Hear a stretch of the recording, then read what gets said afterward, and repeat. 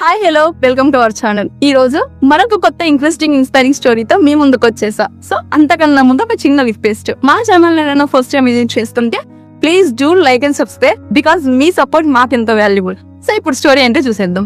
ఒక్కసారి ఊహించుకోండి, మన చేతిలో ఫోన్ లేకుండా ఒక్క రోజు గడపడం కూడా చాలా కష్టం అయిపోయింది కదా. మెసేజెస్ పంపాలన్నా, ఫ్రెండ్స్ తో మాట్లాడాలన్నా, ఫ్యామిలీతో టచ్ లో ఉండాలన్నా మనకు గుర్తొచ్చే ఫస్ట్ యాప్ వాట్సాప్. సింపుల్ గా కనిపించే యాప్ కనుక ఉన్న కథ మాత్రం అంత సింపుల్ గా అది struggle, rejection and patience, unbelievable comeback story. ఈ రోజు మీకు చెప్పబోయేది ఒక బిలినియర్ స్టోరీ కాదు, ఒక ordinary by extraordinary life story. ఈ కథలోని మెయిన్ పర్సన్ జాన్ కోంగ్ 1976 లో ఉక్రెయిన్ లోని ఒక చిన్న గ్రామంలో పుట్టాడు. అప్పట్లో అలా పరిస్థితి చాలా దారుణంగా ఉండేది. ఇంట్లో ఎలక్ట్రిసిటీ కూడా ప్రాపర్ గా ఉండేది కాదు, ఫోన్ కనెక్షన్ ఉండేది కాదు. ఇంకా చెప్పుకోవాలంటే అక్కడ గవర్నమెంట్ సర్వీలెన్స్ చాలా ఎక్కువ, అంటే వాళ్ళు మాట్లాడుకునే కాల్స్ కూడా సెక్యూర్ గా ఉండేవి కాదు. చిన్నప్పుడే జాన్ కోంగ్ కి తన మైండ్ లో ఒక విషయం చాలా స్ట్రాంగ్ గా ఫిక్స్ అయింది, ప్రైవసీ చాలా ఇంపార్టెంట్ అని. ఆ చిన్న ఆలోచనే ఫ్యూచర్ లో ప్రపంచాన్ని చేంజ్ చేసే యాప్ కి బేస్ అవుతుందని అతనికి కూడా తెలియదు. అతని ఫ్యామిలీ చాలా పూర్ అండ్ అతని ఫాదర్ కన్స్ట్రక్షన్ వర్క్ చేసేవాడు, వాళ్ళ మదర్ కూడా ఏదో జస్ట్ చిన్న జాబ్ చేసేది. లైఫ్ స్లోలీ రోజు అవుతుండడంతో వాళ్ళు ఒక బిగ్ డెసిషన్ తీసుకున్నారు. అదేంటంటే USA కి మైగ్రేట్ అవ్వాలని. జాన్ కి అప్పటికి 16 years. కొత్త దేశం, కొత్త లాంగ్వేజ్, కొత్త లైఫ్. ఒక్కసారి ఇమాజిన్ చేయండి ఎంత టఫ్ గా ఉంటుందో. అమెరికాకి వెళ్ళాక కూడా లైఫ్ స్మూత్ గా మారలేదు. వాళ్ళు గవర్నమెంట్ ఫుడ్ స్టాంప్స్ మీద సర్వైవ్ అయ్యారు. జాన్ గ్రోసరీ స్టోర్స్ లో వర్క్ చేసేవాడు. సమ్ టైమ్స్ స్కూల్ కి వెళ్ళొచ్చాక కూడా చిన్న చిన్న జాబ్స్ చేసుకుంటూ మనీ ఆన్ చేసేవాడు. చిన్న అపార్ట్మెంట్ లో వాళ్ళు జీవించారు. సో ఇదంతా ఒక ఎత్తు అయితే, ఇప్పుడు ఇక్కడ అసలు స్టోరీ స్టార్ట్ అవుతుంది. చాలా మంది ఇలాంటి ఇంత దారుణమైన సిచ్యువేషన్స్ లో ఉంటే కంప్లైంట్స్ చేస్తారు, కానీ జాన్ మాత్రం ఎలాంటి కంప్లైంట్స్ రైజ్ చేయలేదు. అతను ఒక స్కిల్ డెవలప్ చేయడం మొదలు పెట్టాడు. అతనికి కంప్యూటర్స్ మీద చాలా ఇంట్రెస్ట్ వచ్చింది. అతను లైబ్రరీకి వెళ్లి సెకండ్ హ్యాండ్స్ బుక్స్ తీసుకుని నెట్వర్కింగ్ ప్రోగ్రామింగ్ నేర్చుకోవడం స్టార్ట్ చేశాడు. ఎవరు టీచ్ చేయలేదు, యూట్యూబ్ లేదు, ఆన్లైన్ కోర్సెస్ లేవు, ఓన్లీ సెల్ఫ్ లెర్నింగ్ మాత్రమే. అసలు సిస్టమ్ ఎలా వర్క్ అవుతుంది అనేది అతను డీప్ గా అర్థం చేసుకున్నాడు. సో అతనికి ఉన్న ఈ క్యూరియాసిటీని స్లోగా అతన్ని ఒక స్ట్రాంగ్ ప్రోగ్రామర్ గా మార్చింది. ఒక రోజు అతని స్కిల్స్ చూసి అతనికి ఒక ఆపర్చునిటీ వచ్చింది, యాహూలో జాబ్. 1997 లో జాన్ కోంగ్ యాహూలో జాయిన్ అయ్యాడు. అక్కడే అతను తన లైఫ్ లో మోస్ట్ ఇంపార్టెంట్ పర్సన్ అయిన బ్రెయిన్ యాక్టర్ ని కలిశాడు. ఇద్దరు కలిసి ఆల్మోస్ట్ 9 years వర్క్ చేస్తారు. కోడింగ్, ప్రాబ్లమ్ సాల్వింగ్, సిస్టమ్స్ అన్నింటిలో ఇద్దరు కలిసి చాలా స్ట్రాంగ్ అయ్యారు. వాళ్ళు ఫ్రెండ్స్ మాత్రమే కాదు, ఫ్యూచర్ పార్ట్నర్స్ కూడా. కానీ కార్పొరేట్ లైఫ్ వాళ్ళకి సాటిస్ఫై అవ్వలేము. మనీ వస్తుంది కానీ ఫ్రీడమ్ లేదు, క్రియేటివిటీ కూడా లేదు. ఇలా 2007 లో వాళ్ళిద్దరం కలిసి ఒక బోర్డ్ డిసిజన్ తీసుకున్నారు. యాహూ జాబ్ ఫిట్ చేశారు. ఒక్కసారి ఇమాజిన్ చేసుకోండి, స్టేబుల్ జాబ్ ఉండడం అంటే చాలా రిస్కీ.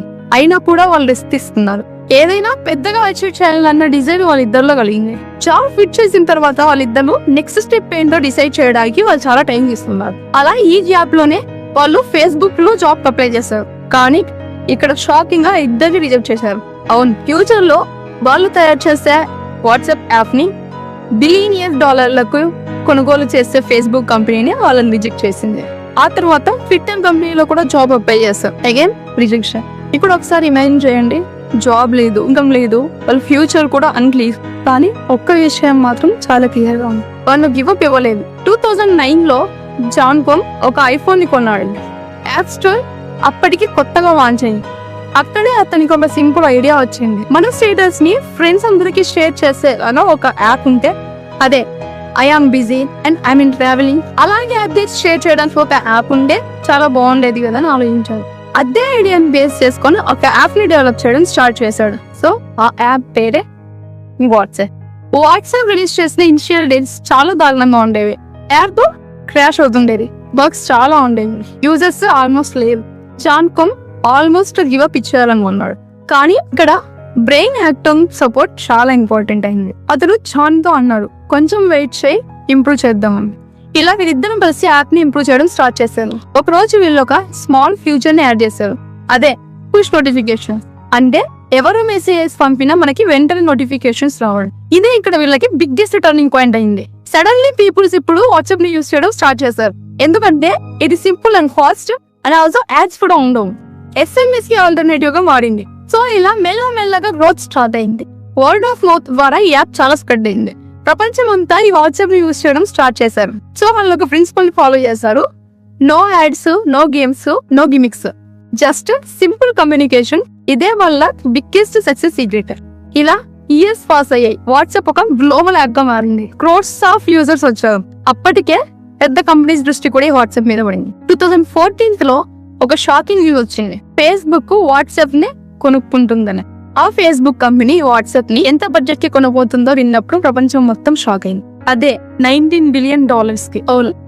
ఒకప్పుడు ఫుడ్ స్టాంప్స్ మీద బ్రతికిన జాన్కోమ్ బిలియనియర్ అయ్యారు. డీల్ సైన్ చేసే రోజు ఒక ఎమోషనల్ మూమెంట్ జరిగింది. జాన్కోమ్ ఎక్కడ సైన్ చేస్తారు తెలుసు? అదే ఆఫీస్ దగ్గర చిన్నప్పుడు ఫుడ్ స్టాంప్స్ కలెక్ట్ చేసుకునే ప్లేస్. అది సక్సెస్ మాత్రమే కాదు, లైఫ్ ఫుల్ సెటిల్ కూడా. స్ట్రగుల్స్ నుంచి సక్సెస్ కి కంప్లీట్ జర్నీ జరిగింది. సో చూసారు కదా, ఈ స్టోరీ మనకి చాలా ఇంపార్టెంట్ లెసన్స్ నేర్పిస్తాం.